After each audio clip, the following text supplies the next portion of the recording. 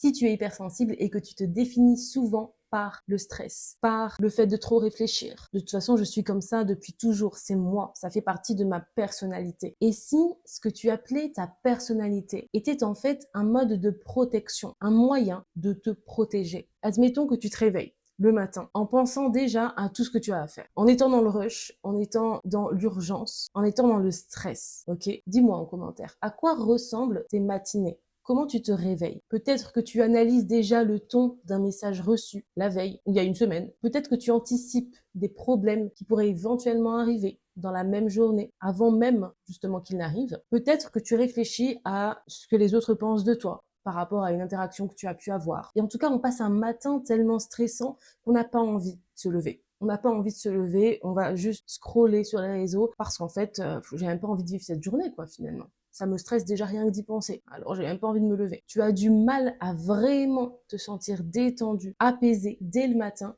parce qu'une partie de toi, que le mode surveillance est déjà activé. Alors même que tu viens de te réveiller et qu'il n'y a rien qui s'est passé réellement. Et peut-être même que ça fait longtemps que tu te réveilles de cette manière-là, avec le stress, chaque jour, sans même t'en rendre compte. C'est devenu tellement une habitude qu'on remet pas ça en question, quoi. Ça fait partie de ma personnalité, de ne pas être du matin. Comme ça fait des années que tu fonctionnes ainsi, tu finis par te dire, je suis quelqu'un de stressé, je suis quelqu'un d'anxieuse, je suis une personne qui pense trop. Je suis juste faite comme ça. Et ici, je parle du matin particulièrement, mais c'est un mode de fonctionnement dans lequel peut justement te retrouver tout au long de la journée, peu importe ce qu'il se passe. Et la première chose que j'aimerais que tu puisses intégrer dans cette vidéo, c'est que le cerveau va transformer par la neuroplasticité ce qui est répété en identité. Plus tu répètes une action, que ça soit une action volontaire ou pas, plus tu vas l'intégrer comme faisant partie de ta personnalité. En tout cas, ça va représenter la manière dont tu fonctionnes, ok? Parce qu'il faut savoir que le cerveau adore les habitudes, ok? Il fonctionne par ça, c'est ce qu'il chérit, ok? Que ce soit des habitudes malsaines ou saines pour toi et pour ton bien-être, lui, il prend toutes les habitudes que tu vas lui donner.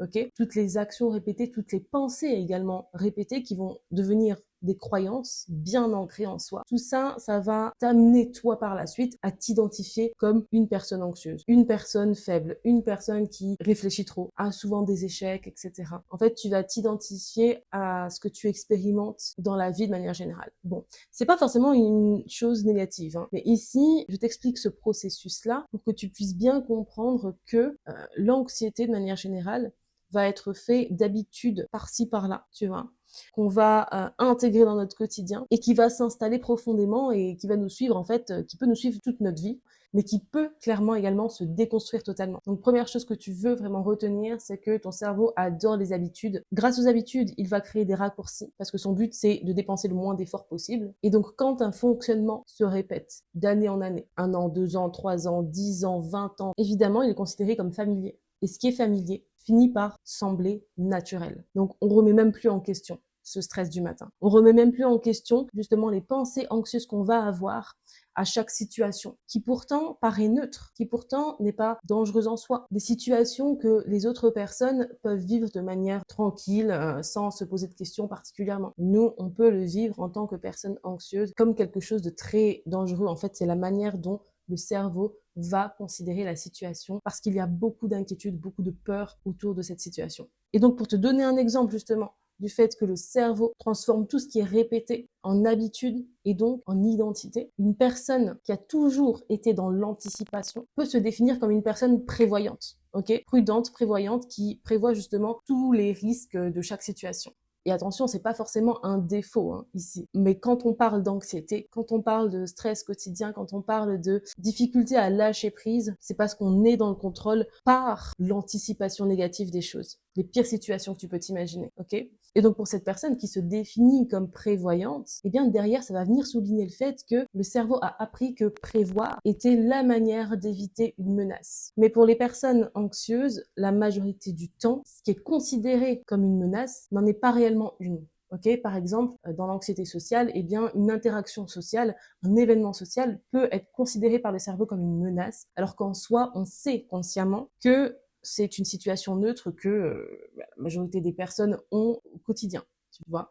Mais pour la personne anxieuse socialement, eh bien, ça va être justement une situation de danger, quoi, qu'elle va anticiper négativement et donc par la suite, elle va instaurer des comportements en faveur de cette anticipation négative, c'est-à-dire, bon, bah, en fait, cette situation me fait peur, cette situation, je vais pas me sentir bien, je vais me sentir gênée, il y aura des blancs, etc. Bon, bah, en fait, j'y vais pas, c'est mieux. J'y vais pas, c'est mieux pour ma sécurité, pour mon cerveau, pour mon bien-être. Ok. Et pourtant, c'est cet évitement-là qui va faire que l'anxiété va se maintenir sur le long terme. Ok. Ça, c'était donc le premier point. Tes habitudes deviennent ton identité. Ok. Le deuxième point que j'aimerais que tu puisses intégrer pour sortir de l'anxiété et mieux vivre ton hypersensibilité, eh bien, c'est fortement lié, justement. C'est que l'hypervigilance, le mode dans lequel ton cerveau va fonctionner, peut devenir un mode par défaut.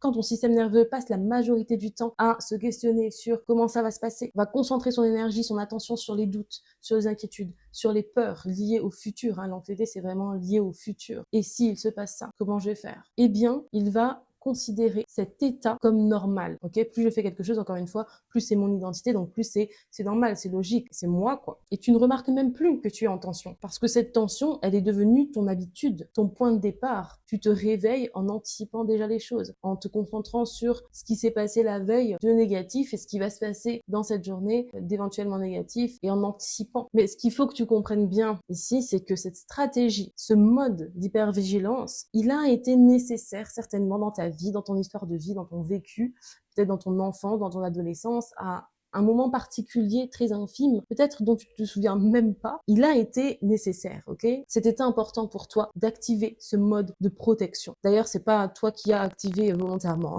c'est juste la manière dont ton cerveau et ton inconscient aussi fonctionnent par rapport aux expériences ou par rapport même juste aux paroles, sans forcément qu'il se soit passé quelque chose. Les paroles ont un poids, une puissance tellement extrême que tu peux justement intégrer des idées ou des manières de faire aussi qui ne sont à la base pas les tiennes. Donc, je reprends ma phrase, cette stratégie t'a été utile à un moment donné, mais ne t'est certainement plus utile aujourd'hui. Ce mode de fonctionnement, ce mode de protection qui a été activé n'a certainement plus sa place aujourd'hui. C'est-à-dire que tu n'as plus besoin d'être protégé. Ton cerveau te fait croire que tu as besoin d'être protégé parce que lui, son but, c'est de te garder dans ses habitudes, encore une fois, même les habitudes d'anxiété, ok? Mais c'est pas une bonne chose pour toi parce que, mine de rien, de l'anxiété, on en souffre au quotidien, ok? Ça nous met mal, ça nous limite dans ce qu'on veut faire et c'est pas du tout quelque chose qui nous est bénéfique. Donc, vraiment, je t'invite déjà à te poser la question, est-ce que réellement tu as besoin de te protéger? Et de quoi? Ok. D'ailleurs, je trouve qu'en France, il y a beaucoup de personnes anxieuses, beaucoup d'anxiété qui se propage ici et là. Et évidemment, ce qui se passe de mauvais dans le pays, niveau politique, niveau économique, mais même entre les individus, en fait, tout ça, là, évidemment, ça va alimenter l'anxiété. Parce que le cerveau va se dire, bah oui, bah tu vois, il s'est passé ça. Il faut absolument que je me méfie. Le monde est méchant. Bon, ça c'est un autre sujet pour une autre vidéo, ok? Mais très souvent pour la personne anxieuse, chaque jour elle va se limiter de faire certaines choses de peur qu'il se passe ça ou ça ou ça. Mais ici elle est plus dirigée par ses peurs et ses inquiétudes que ce qui pourrait réellement se passer, ok? La probabilité de ces pires scénarios, très souvent, elles sont très minimes. Donc maintenant, quand je dis que cette stratégie a été utile à un moment donné, mais qu'elle ne l'est plus aujourd'hui, c'est que aujourd'hui peut-être que tu n'es plus dans cet environnement stressant dans lequel tu as grandi. Peut-être qu'aujourd'hui, tu n'es plus dans ces relations qui étaient très mauvaises pour toi. Peut-être qu'aujourd'hui, tu n'es plus victime d'une éducation hyper malsaine, négligente, où tu devais justement te protéger, mettre en place des stratagèmes, des habitudes de protection, plus d'autonomie, plus d'indépendance, pour justement contrer des comportements, des paroles, des choses que tu as pu vivre. Tout ça, peut-être qu'aujourd'hui, ce n'est plus le cas dans ta vie actuelle. Peut-être qu'aujourd'hui, tu es dans ton appartement, dans ta maison, ok, tu es peut-être en couple avec quelqu'un avec qui tu te sens bien. Peut-être que tu t'es créé ce cocon, mais que tu te sens toujours pas en sécurité, en fait, à l'intérieur. Et c'est parce que ce qui s'est joué dans le passé t'influence toujours, t'impacte toujours, en fait, aujourd'hui. Ok? Et donc, on se méfie et donc, on a peur. Mais donc, c'est important, non pas que tu rejettes ton passé, non pas que tu fasses comme s'il n'existait pas, ok? Mais que tu puisses trouver un espace où ce qui s'est passé dans le passé, la manière dont tu as pu vivre les choses, peu importe ce qui s'est passé, n'impacte plus ton identité d'aujourd'hui. Ce n'est pas parce qu'un fonctionnement est ancien qu'il fait partie de ton identité, ok? Et d'ailleurs, l'anxiété, on le prend aussi des parents, indirectement, des personnes qui nous entourent, ok? Peut-être qu'il y avait une personne en particulier, en tout cas, qui, sans même te dire directement, il faut te méfier des gens, il faut aller vite, il faut faire ça, peut-être que elle-même, par son propre fonctionnement, son état anxieux, t'a influencé. Tu as peut-être absorbé sans même te rendre compte, au fur et à mesure que tu grandisses, à la maison ou ailleurs d'ailleurs, un stress, une anxiété qui ne t'appartient pas. Attention, le but c'est pas de blâmer qui que ce soit. Ok, chacun gère comme il peut et on s'influence en fait tous d'une certaine manière sans forcément le vouloir, d'accord? Et j'imagine que cette personne anxieuse n'a pas voulu non plus que tu sois toi-même anxieuse par son anxiété et elle n'a certainement pas voulu être elle-même anxieuse, ok? Donc bon, ici le but c'est pas de blâmer qui que ce soit, mais c'est plus de voir, ok, d'où elle vient cette anxiété? Est-ce qu'il y a quelque chose que j'ai vécu qui a fait que, en tout cas, peu importe la réponse que tu trouves, tu vas vouloir te désidentifier en fait de cette anxiété. L'anxiété c'est pas un trait de personnalité, hein. Pas du tout un trait de personnalité, ok? Donc vraiment tu n'es pas condamné à rester celle que tu as appris d'être. Je parle d'anxiété mais pas que ici. Et une partie de ce que tu appelles ta personnalité est peut-être simplement une adaptation au monde, aux expériences, d'hypervigilance qui est devenue automatique. Encore une fois, tout ça peut se déconstruire. La première chose que tu vas vouloir faire, c'est pendant une semaine, plusieurs jours en tout cas, maintenant tu l'as compris, les habitudes sont très importantes, ok? C'est de repérer déjà les phrases que tu te dis et dans lesquelles tu t'identifies. Je suis quelqu'un de, je suis quelqu'un qui, je suis nulle, je suis toujours gênante, je n'arrive pas à me sentir bien en société, j'ai du mal à être en couple, on m'abandonne toujours. Bref, tout ce que tu penses de toi-même qui a d'une certaine manière contribué aussi à ton identité, ok? À la manière dont tu te perçois de toi à toi. Et si tu le sais sur cette chaîne, le but, c'est d'entretenir une bonne relation avec soi-même. Si tu ne le savais pas, tu le sais. Ok? Et ça passe vraiment, je le dis toujours et je le redirai toujours, par une conversation intérieure saine et bienveillante. Ok? Donc commence par observer la manière dont tu t'identifies et demande-toi où est-ce que j'ai appris à fonctionner comme ça? Dans quelle situation? Dans quelle période de ma vie? Pas forcément toute la vie, ça peut être vraiment une petite interaction que tu as pu avoir quand tu avais 8 ans. Ok? Alors évidemment, on se souvient pas de tout.